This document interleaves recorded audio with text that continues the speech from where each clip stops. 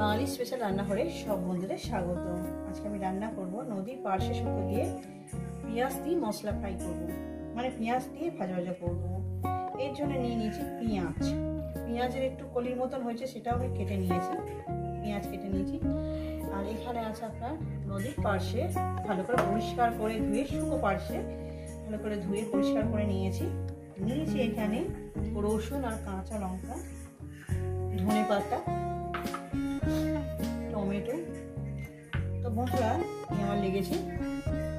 রেসিপিটি শুরু করার আগে বলবো রেসিপিটাকে লাইক করবেন, শেয়ার করবেন, আর নতুন নতুন রেসিপি দেখতে গেলে আপনারা চ্যানেলটিকে সাবস্ক্রাইব করে নেবেন।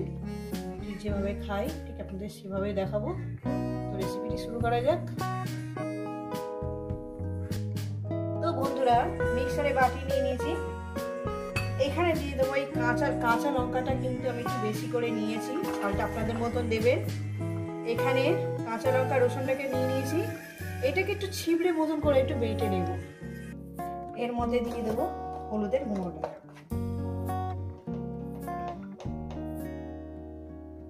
গুঁড়োটা, দিয়ে দিলাম। দিয়ে দেবো এখানে জিরে ধনে গুঁড়ো, দিয়ে দিলাম।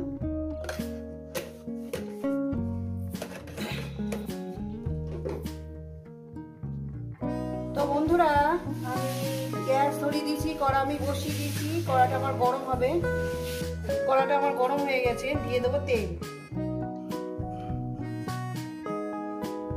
তো বন্ধুরা আমার তেলটা গরম হয়ে গেছে, দিয়ে দেবো সামান্য পরিমাণে লবণ,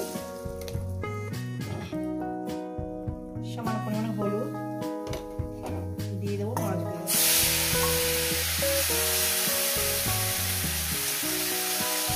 মাছগুলোকে আমি ভেজে নেব।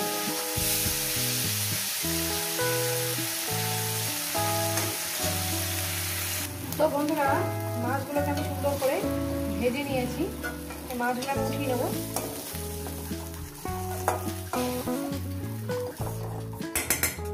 উঠিয়ে নিয়ে আমি এবার তেল দিয়ে দেবো পরিমাণ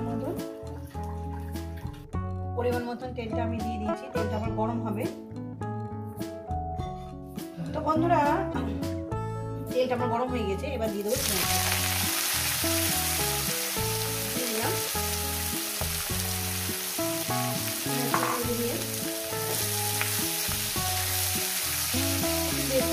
লাগে অল্প করে অনেকটাই ভাজতে নেওয়া এত সুন্দর খেতে হয়। দিয়ে দেবো স্বাদ মতো লবণটা, ঝাল হলে একটু ঝাল হলে বেশি ভালো লাগে। আর একটু সামান্য হালকা করে তেল লেগে থাকবে ভাতের সঙ্গে, বেশি তেল একদম ভালো লাগে না, একটু হালকা করে ভাতের সঙ্গে তেল লেগে থাকবে, একদম ঝাড়া গরম গরম ভাত খুব ভালো লাগবে। আর এখানে কোনো জল ব্যবহার করবেন না, জল একদমই দেবেন না।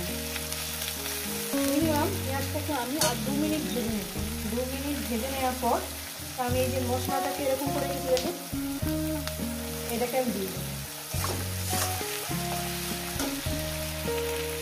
তো বন্ধুরা এরপর দিয়ে দেবো আমি যে মশলাটা, ভালো করে দেখুন, কোনো জল এখানে ব্যবহার করতে হবে না। আপনার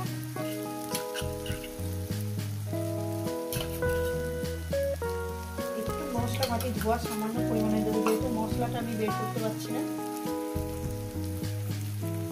বন্ধুরা দেখুন সামান্য পরিমাণে দিলাম, যেহেতু আমার হলুদ সব কিছু দেওয়া আছে, হলুদ দিয়ে দিয়েছি, দিয়ে এটাকে সুন্দর করে একটু কষিয়ে নেবো।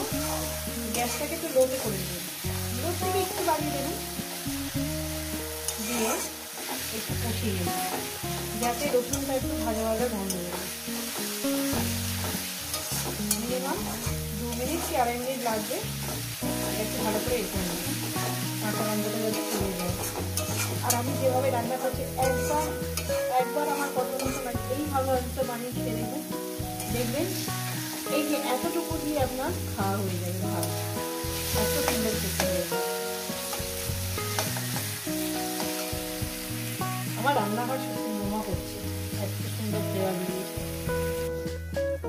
তো বন্ধুরা এর এরপর দিয়ে দেবো এখানে মাছগুলো।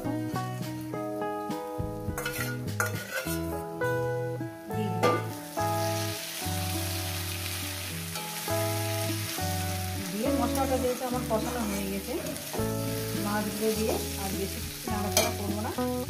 দিয়ে দিলাম টমেটোটা, নুনটা চেক করে নেবেন। নুনটা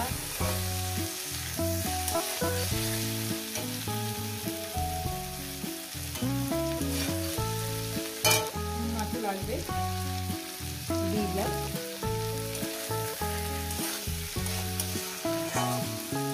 একটু বেশি করে ধনে পাতা দিলাম, যেহেতু আমার ধনে পাতা খেতে ভীষণই ভালো লাগে। দিয়ে আরো মিনিট 2-3 ধরে এটাকে আমি এইভাবে একটু ভেজে নেব। এটা একটু কম দেবেন, আপনার যদি কম ভালো লাগে, যদি আপনাদের খেতে ভালো না লাগে কম করে দেবেন, আর যদি একদমই ভালো না লাগে দেবেন। আমার একটু বেশি ভালো লাগে, ওই জন্য একটু বেশি করে দিলাম। একটু ভেজে নেব 3 মিনিট করে, তারপর ফিরে আসছে। তো বন্ধুরা এটা করে হয়ে গেছে। নদীর পার্শ্বে শুকো দিয়ে এটা ভাজা বলতে পারেন বা ভুনা ভাজা বলতে পারেন, এটা হোক বলবেন। এটা রেডি হয়ে গেছে একদম। এটা আমি নামিয়ে দেখাচ্ছি, গ্যাসটা অফ করে দিলাম। এই রেসিপি যদি আপনাদের ভালো লেগে থাকে অবশ্যই কিন্তু কমেন্ট করে জানাবেন, রেসিপিটিকে লাইক করবেন, শেয়ার করবেন। আর নতুন নতুন রেসিপি দেখতে গেলে চ্যানেলটাকে আপনারা সাবস্ক্রাইব করে নেবেন। তো বন্ধুরা আবার নতুন কোনো রেসিপি দেখা হবে। সবাই সুস্থ থাকবেন, ভালো থাকবেন আর আমার নিত্য নতুন ভিডিও দেখবেন।